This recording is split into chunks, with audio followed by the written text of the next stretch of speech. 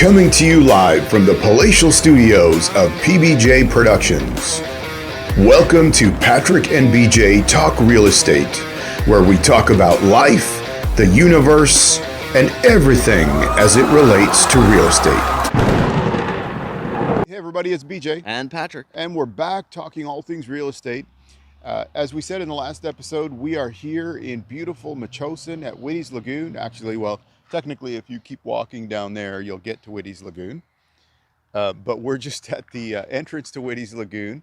And we've been talking about real estate investment. Well, it's a multifaceted affair.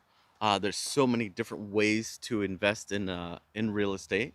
We're going to be talking about that in future episodes. Our last one, we talked about flipping houses and some of the. So we didn't go into like pros and cons, but a lot of things that you need to be aware of before getting into that. So Right. check out the previous video for that. Yeah. But this time, like many clients of ours, they just want to buy maybe like a single unit or a house with a suite, and to rent out Yeah. as either a mortgage helper or a long-term investment, those kind of things. Sure. So, it's an interesting how we look at rentals here versus another market. I was shocked even when I came here a long time ago. Yeah. Yeah, and you're gonna get to this point, I'm sure, because like I'm from back east, from Ontario, and how would I put it? If you bought a home back there for whatever amount that you had to put down, even with the interest rate, it would they would all seem to cash flow no problem. Yeah. You'd be making money if you're collecting rent. Right. Yeah. And here in Victoria, the issue is because of where the property prices are and home prices, if you're trying to cash flow the property, you're probably more likely going to just pay for the property, and then you're counting on the appreciation of the property over time. Right. So if your goal is I want to cash flow, Victoria might not be the best market. Right. I'll add to that. Unless you bought your property and you might be personally occupying your home, and you think, this is where my situation is. If I rent out my place that I bought, I don't know how many years, 15, 17 years ago, I would cash flow like crazy now. Yeah, of course. Right? Yeah. Because I bought it 15 years ago. Now I can take that money, that equity, and move up into a house and have that as a mortgage helper. Right. So that's one way of doing it if you already own property here. Yeah. But you're talking about just strictly if I buy another property, not my own. Yeah. Not to look for, not to expect much cash flow. Probably not. Yeah. And I know that's one of the reasons, people, when they look for investment properties to rent out, one of the things they look for is a house with a suite. Yeah. So you're getting Mortgage a little, helper. yeah. So you can rent out both if you wanted to, and you've got two sources of income coming in on that property. I learned this from Russ Whitney. We were talking about like late night real estate gurus. Having a house with a suite, at least if one part goes vacant, let's say in this example, they're equal. Yeah. At least you're only 50% vacant. Right. Or maybe it's a suite. Now you're only like 25% vacant if the suite's Yeah. going, or vice versa. So you have Sure. something coming in Right. to compensate for that lost income. Right. Now here's another part of the buy to rent out equation, which applies to Victoria and probably other, resort kind of communities, and, maybe Vancouver and things like that. Airbnb, Yes. right? There's rules. You have to be careful. I know people don't follow all the rules, but I'm not here to talk about that. Yeah. The premise is it's a little bit more work, but it's a lot more cash flow.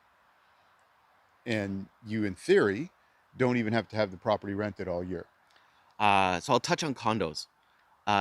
So there's condos with specific zonings that would allow you to do, like the brand is Airbnb, the app, right? But it's a transient zoning, and you're treating the people that are, I'll put it in quotations, renting. They're paying for accommodations. They are customers of yours now, right? You don't have a tenancy agreement. I could keep going on details on that, but it's definitely an option. Yeah. If you bought a single family house with the idea that you're going to do an Airbnb. I I know most of the bylaws across 13 municipalities here. It's kind of ridiculous, but they all say about the same thing. If it's a single family house, you cannot Airbnb it unless you have like a hotel zoning. Okay. The way not to get around it, the way it's allowed is you're allowed to run a home-based business out of your personally occupied your principal residence. Yeah.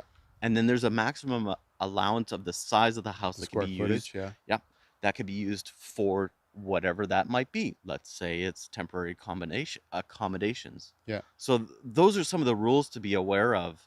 I like that you brought up Airbnb, um, and that's definitely a way you can use a property to rent Sure. out. But Yeah. there's So there's definitely municipal rules to.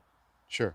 So getting back to what we started with, you're probably more likely in the greater Victoria area if you're buying a property right now, single family home, for the purpose of renting it out.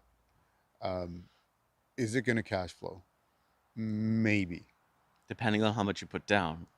And Yeah, yeah, and rents and everything. We understand vacancies here are really they're tight, right? they're tight. Rent is expensive, so people don't. Tenants don't seem if they feel like they got a really good deal, Yeah, they might be there for a long time. right. So So your rent that you're collecting, let's say it's a long term um, property, you might still be collecting rent that's sort of in the 10 years ago market, yeah, not today's market. yeah. Where yeah, So the other side of it is there may be other markets that make more sense if you want a cash flow or a better cash flow out of your rental property. and I know we're talking specifically about Victoria, Yeah, but across the island, um, the prices are not as high, yeah, um, and there's more opportunity up island in sure. different communities. Port Alberni, Campbell River. Yeah, You have to weigh the pros and cons, yeah, vacancy rates, all those kind of things. But there's definitely more opportunities, I feel, up island or the central island sure. uh, to to achieve those goals. Yeah. Yeah. And I think the one thing too that we talked about in the other video is, I'm paraphrasing, but basically is do the math. So Oh, do your homework. Yeah. know what your numbers look like in order, if you're buying an investment property, in order for this to work for me, I need it to generate X number of dollars because I have to cover my mortgage, I have to cover the taxes, I have to cover if it's a condo, I have to cover the strata fees. I have to make sure I've got these things addressed. I have to cover the property transfer tax somewhere in the transaction as well. And somewhere along this line, I need to also take into account putting money aside for any maintenance and anything that needs to be Some done or will need to be what done. if money? What if the interest rates go up? Yeah, Right? that A part of lot of it people too. have Yeah, experienced that right yeah. now. Yeah. So, um, is there potential for it to work? 100%. I think purchase of rental properties is a great way to increase your net worth, increase your equity, like we talked about. It may not instantly increase your cash flow, but that's a numbers thing. It depends on where you're getting the property. So that's where we're saying maybe for an investment property, there are some in Victoria that make sense, for sure, right? Yeah, and you might have to examine several communities. I'm not talking about like Machosen versus Victoria. I'm talking about, the greater Victoria area. What does Duncan look like for numbers? Yeah, What does Nanaimo look for numbers? And the other communities on the island. yeah. Or do you look at something in the mainland? Now there's a whole different um, that's a whole different avenue because now you have to figure out who is going to manage that property for you. And that's the other thing about a rental property. Who's managing the property? Is it going to be you? Are you going to have a management company? And if so, they're going to take a percentage. How's that all going to work?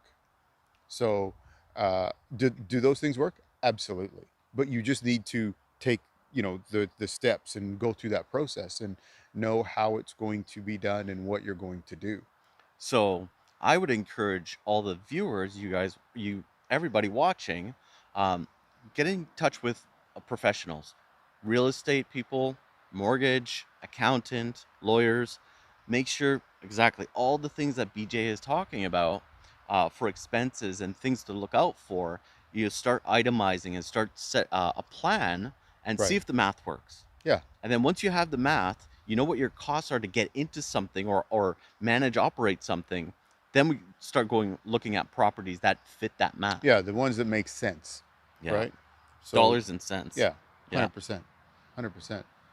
Well, that's round two of investing in real estate. So thank you for joining us for that. We are again here in beautiful Machosin at Whitty's Lagoon. And if you want to find out about, the island and maybe you're not from here, feel free to reach out to us. Our contact info is in the description. We're happy to help. The island real estate team can help you with anything on the island. And we're here to help. Yeah, we're going to be doing more episodes on the particulars of real estate investing. So we've covered flipping houses, like a residential rentals. We haven't got into multifamilies or construction, subdividing, any of those things, but there's still a lot more to cover. So we'll see you in future episodes. See ya.